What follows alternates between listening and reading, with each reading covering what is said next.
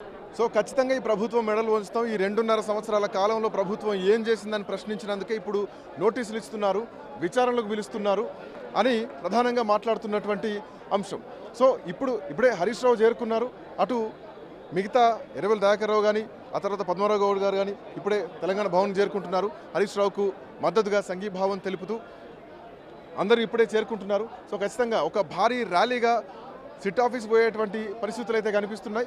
BRS party ఒక బల ప్రదర్శన దిశగా మాత్రం ఖచ్చితంగా అడుగులు వేస్తుంది. గతంలో కేటీఆర్కు నోటీసులు ఇచ్చినప్పుడు కానీ, ఆ తర్వాత కేసీఆర్కు నోటీసులు ఇచ్చి కాళేశ్వరం ప్రాజెక్టు విషయంలో విచారణకు పిలిచినప్పుడు కానీ, ఇప్పుడు మరొకసారి 2.0 ఎపిసోడ్ నడుస్తుంది. మళ్ళీ ఫోన్ ట్యాపింగ్ విషయంలో కూడా అలాంటివే జరుగుతున్నాయని చెప్పడంలో ఎట్లాంటి సందేహం అయితే కనిపించట్లేదు.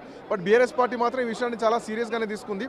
కుంభకోణాలను ప్రశ్నిస్తేనే ఈరోజు మా మీద కేసులు పెడుతున్నారు, విచారణలు పిలుస్తున్నారని చెప్పేసి ప్రధానంగా బీఆర్ఎస్ పార్టీ చేస్తున్నటువంటి ఆరోపణ. ప్రజల గురించి ప్రశ్నించినందుకే కేసులు పెడుతున్నారు, విచారణలు చేస్తున్నారని బీఆర్ఎస్ పార్టీ చేస్తోంది. లేదు గతంలో ఫోన్ ట్యాపింగ్ జరిగింది, కుంభకోణాలు జరిగినాయి, కాళేశ్వరం ప్రాజెక్టు విషయంలో అవినీతి జరిగింది అని బీఆర్ఎస్ పార్టీ నుంచి బయటకు వచ్చినటువంటి కవితే ఆరోపణలు చేస్తూ హరీష్ రావును టార్గెట్ చేస్తూ మాట్లాడారు. ఎందుకు హరీష్ రావు టార్గెట్ అవుతున్నారు? వాస్తవానికి హరీష్ రావు గతంలో ఈ హోంశాఖకు సంబంధించి కానీ ఎట్లాంటి లింకులు లేవు, ఆయనకు సంబంధాలు కూడా లేవు. ఆయన హరీష్ రావుని టార్గెట్ చేస్తున్నారంటే ఎట్లా చూస్తున్నారు? ఎంత కూడా రాజకీయ పబ్బం గడుపుకోవడం తప్ప ఇంకా వేరేది ఏం లేదు. ఈ ఫోన్ ట్యాపింగ్ పైన ఆల్రెడీ హైకోర్టుకి వెళ్తే హైకోర్టు కొట్టేసింది, సుప్రీంకోర్టు కొట్టేసింది. ఈ దేశంలో సుప్రీంకోర్టు కంటే ఇంకేది కూడా ఎక్కువ ఉండదు. న్యాయస్థానాలను కూడా వీళ్ళని చింది చేస్తూ రేవంత్ రెడ్డి మరి ఇంతకుముందు మరి గ్రామ పంచాయతీ ఎలక్షన్స్ ఉన్నప్పుడేమో కేటీఆర్ గారి మీద ఏదో అబద్ధపు నిందలేసి అప్పుడు పబ్లిక్ డైవర్ట్ చేశారు. ఇప్పుడు మున్సిపల్ ఎన్నికల సమయంలో ఇట్లా చేస్తూ ఉన్నారు. వాళ్ళు ఇంత ఇబ్బంది పెట్టినా ఏది చేసినా ఖచ్చితంగా మున్సిపల్ ఎన్నికల్లో బీఆర్ఎస్ పార్టీ గంటాపదంగా 50% అబోవ్ మున్సిపాలిటీలో ఖచ్చితంగా విజయం సాధిస్తుందని వ్యక్తం చేస్తూ ఉన్నాను నేను. అంటే ఖచ్చితంగా బీఆర్ఎస్ పార్టీ చాలా సీరియస్గా తీసుకుందని చెప్పాలి. శ్రీనివాస్ గారు ఎట్లా చూస్తున్నారు? హరీష్ రావుకి వచ్చినటువంటి నోటీసులకు రియాక్షన్ ఏంటి?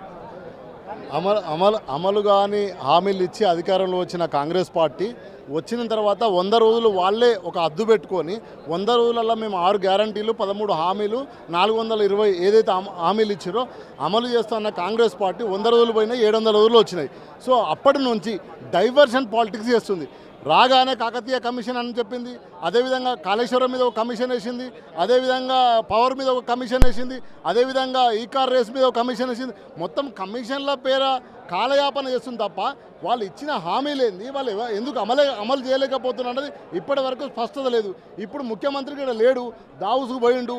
వాళ్ళ మంత్రుల మధ్యలోనే గొడవలు, కమ్ములాటలు అనేది మనకు అర్థమవుతుంది. మొన్న బట్టి విక్రమార్కను చూస్తే అర్థమైంది మనకు ఆయన ఫ్రస్ట్రేషన్ ఎంత ఉంది, ఏ విధంగా మాట్లాడింది అనేది. కాబట్టి డైవర్షన్ పాలిటిక్స్ చేస్తూ మన గ్రామ పంచాయతీ ఎలక్షన్లో కూడా ఏమైంది, 30-40% కూడా గెలవలేకపోయినరు. సో ఇదంతా చూసి ఈరోజు మళ్ళీ మున్సిపాలిటీ ఎలక్షన్లు వచ్చినాయి. మున్సిపాలిటీ ఎలక్షన్లన్నా కనీసం మేము బయటపడాలనే ఉద్దేశంతో ఈరోజు సిట్ అనేది పేరు మీద హరీష్ రావుకు నోటీసు పంపించారు. గతంలో ఫోన్ ట్యాపింగ్ మీద హైకోర్టులో సుప్రీంకోర్టు కొట్టేసింది కదా, కొట్టేసినాక మళ్ళీ ఎందుకు చేసినావు అంటే నువ్వు హోంమంత్రి ఉండి ఓ సిట్టును వేసి కాలయాపన చేస్తూ కాలాన్ని ముందు జరుపుతున్నావు తప్ప ఇక్కడ ఏమైనా తెలంగాణ సమాజానికి ఉపయోగపడే పని ఒకటనే జరుగుతలేదని అర్థమవుతుంది. ఒకవేళ గ్రామ పంచాయతీల ఎలక్షన్లలో మీకు మంచి మెజార్టీ వచ్చి ఉంటే ఎంపీటీసీ జడ్పీటీసీ చేసి ఉండాలి కదా. ఎంపీటీసీ జడ్పీటీసీ చేయాలంటే అర్థమైంది, ప్రజలు నిన్ను వ్యతిరేకిస్తుండ్రు, ప్రజలు నిన్ను యాక్సెప్ట్ చేస్తలేరనే మళ్ళీ నువ్వు మున్సిపాలిటీ ఎలక్షన్లకు వచ్చినావు. కాబట్టి స్పష్టంగా కాంగ్రెస్ పార్టీ కుమ్ములాట, కమిషన్లాటల్లో ఈరోజు డైవర్షన్ పాలిటిక్స్ చేస్తుంది. డైవర్షన్ పాలిటిక్స్లో భాగంగానే హరీష్ రావు గారికి నోటీసు పంపించడం తప్ప దాంట్లో ఏమూ లేదని ఈరోజు అత్యుత్తమ న్యాయస్థానం సుప్రీంకోర్టు చెప్పింది కదా. ఇంకా సుప్రీంకోర్టు చెప్పినాక ఇంకేముంటుంది, హైకోర్టు కీలక నాయకుల్ని ఈరోజు విచారణలతో పిలుస్తున్నారు. తొందరలో మున్సిపల్ ఎన్నికలు కూడా రాబోతున్నాయి. షెడ్యూల్ ఇవ్వాలనో రేపు వచ్చేటువంటి అవకాశాలని బీఆర్ఎస్ పార్టీ అసలు అస్తిత్వమే ఉండొద్దు, తెలుగుదేశం పార్టీని బొందబెట్టిన బీఆర్ఎస్ పార్టీ గద్దెలు కూల్చోమంటున్నారు. పార్టీ గుర్తుల మీదనే ఎన్నికలు జరగబోతున్నాయి. సో రేపొద్దున బీఆర్ఎస్ పార్టీ రిజల్ట్ ఎట్లా ఉంటుంది అనుకుంటున్నారు? ఓవరాల్ ఎపిసోడ్ చూస్తే మిత్రమా, మీరు చాలా సీరియస్ జర్నలిస్టు. దాదాపు ఈరోజు గ్రామంలో కూర్చుంటే గ్రామంలో 6 గ్యారంటీలలో 1 గ్యారంటీ అయినా అమలైందా? మా అవ్వయ్యలకు 2000 నుంచి 4000 పింఛన్ ఇస్తాన్నావు, వచ్చిందా? అదేవిధంగా మా అక్క చెల్లెళ్లకు 2500 ఇస్తాన్నావు, వచ్చిందా? మాకు కరెంట్ ఇస్తాన్నావు, వచ్చిందా? రైతు బంధు, రైతు కూలీలకు అదేవిధంగా కౌలు రైతులకు ఇస్తానన్నావు, కౌలు రైతులకు వచ్చిందా? రైతు బీమా అమలు అవుతుందా?